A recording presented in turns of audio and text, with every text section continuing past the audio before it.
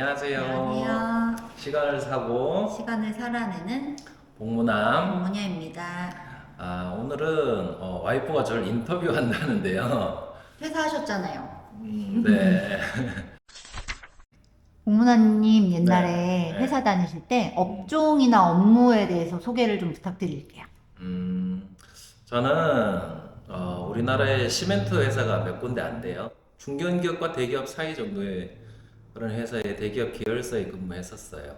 주 업무가 어떻게 주 업무 되나요? 입사할 때는 사원, 대리, 과장 때까지 뭐 구매 업무를 한다든지 완전히 신입사원 때는 인사 업무도 했고요. 그 다음에 퇴직하기 직전에는 이제 현장의 영업소에 나와서 이제 저희 회사 제품을 파는 영업 업무까지. 그래서 회사에서 할 수 있는 건 대부분 했다 보시면 됩니다. 제가 생각하기엔 그래도 대기업이었는데 음, 퇴사를 결심하게 된 계기가 있었을 것 같아요. 우리 가족들 먹여 살리려고 그러지 뭐. 그런데 글쎄요, 회사를 다니면서 처음에는 못 느꼈어요. 사원, 대리 이렇게 될 때까지는.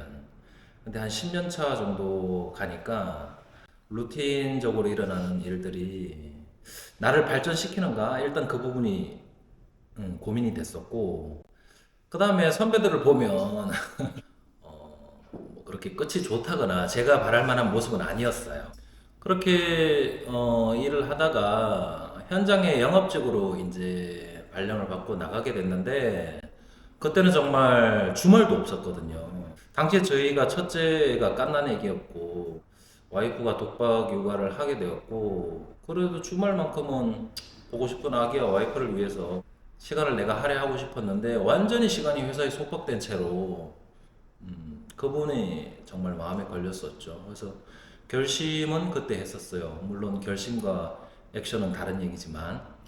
그때 현장에 나가셨을 때 스트레스를 정말 많이 받으셨잖아요. 네, 네. 그래서 거의 뭐 전화 소리에 노이로제 걸릴 정도로 스트레스를 많이 받았었어요. 네. 아마 그게 퇴사를 결심하게 된 주가 아니었을까 싶어요. 그런데 뭐 저는 당시에 가장이었으니까 내가 힘들다고 결심을 할 수는 없었고요. 그냥 내 안에 발전 가능성이랑 내가 이렇게 계속 시간을 할애하면서 24시를 묶이면서 가족들한테 신경을 못 쓰는 그런 것들이 제일 큰 이유였죠. 제가 힘든 것보다도. 그러셨구나. 그럼에도 불구하고 퇴사를 바로 실행할 수 없었던 이유가 있을까요? 퇴사를 마음에 먹는 것과 바로 퇴사를 실행하는 건 다른 문제잖아요. 우리 그 직장 다니신 분은 다 그렇잖아요. 여기에다가 사직서 딱 넣고 다니잖아요. 바로 결심할 수 없었던 이유는 정말로 내가 이 회사라는 타이틀, 내 명함에 회사의 로고를 빼고 나면 내가 사회에 나왔을 때 제대로 된 기능과 구실을 할 수 있을까? 사회에 나왔을 때 내 가치를 재조명받는 일? 그런 내가 준비가 되었나는 별개였기 때문에 그걸 준비하는 시간이 좀 필요했던 거죠. 그래서 퇴사를 바로 실행을 안 하시고 육아휴직을 먼저 하셨잖아요. 네. 글쎄요, 용기가 없었나? 일단은 육아휴직을 제가 신청했어요. 근데 그 육아휴직을 신청할 때 제가 당시에 과장이었거든요. 과장 직급으로는 최초였어요. 막 그래서 많은 사람들이 말렸고, 야, 너 차장 안 달래? 사실은 그런 분위기였거든요. 그 사이에 내가 다른 맞벌이를 어떻게 검증하는 시간을 가져야겠다라는 생각도 있었어요. 육아휴직을 통해서. 징검다리라 그럴까요? 네. 그래서 그 시기에 뭐 퇴사를 준비를 많이 하셨잖아요. 네, 네, 뭐 네. 어떤 공부했던 거라던가 이런 것도 좀 말씀을 해주세요. 사실 그 공부의 준비는 그 전부터 있었고, 육아휴직을 하면서 는 그동안 공부해왔던 거를 검증하는 시간이 필요했어요. 그래서 저는 과감하게 다른 곳에 거처를 집을 매매까지 하게 되었어요. 그때 실제 제 돈을 주고. 그러면 퇴사를 한다고 했을 때 주변 반응이 너무 핫했을 것 같은데 뭐 친구들 반응은 좀 어땠나요? 아련하네요. 일단 첫 번째 회사 동료 선후배들. 야, 이 무슨 과장이 무슨 육아휴직이야. 아, 무조건 안 돼. 야, 퇴사하고 야 퇴사도 하고 결국 돈 다 쓰면 다시 재취업인데 그 퇴사 왜 하냐? 재취업한다 그래도 나이만 다시 먹고 예전 연봉만큼 받지도 못할 건데 뭐 이런 것들 너무 철없지 않아? 처자식도 있는데 뭐 이런 것들가 대부분이었고 주변의 친구들 대학이나 아니면 뭐 학교의 친구들은 야 축하한다 네 새 길 가는구나 근데 잘리면 어떡하냐 이렇게 걱정 반 그리고 또 기대 반 그리고 힘내라는 말 반 이랬던 것 같아요. 게다가 특히 와이프는 어땠나요? 저는 뭐 그 전부터 신랑이 공부를 하고 있었던 걸 알았기 때문에 응원하는 마음이 더 컸어요. 그리고 스트레스 받아 하는 모습을 많이 봤기 때문에 그게 이렇게 살 바에는 진짜 육아휴직 하는 기간 동안 더 공부를 해서 차라리 우리가 다른 일을 해보자 라고 응원하는 마음이 컸고 신랑을 믿는 마음이 컸어요, 저는. 뭘 해도 우리 가족을 굶기진 않을 것 같다라는 마음이 컸어요. 뭘 하든. 이제 퇴사를 하셨는데 퇴사 후에 느낀 점이나 혹시 달라진 점이 있으실까요? 퇴사를 마음 먹은 거 그러니까 퇴사 전은 분노감이 컸지. 그리고 힘듦.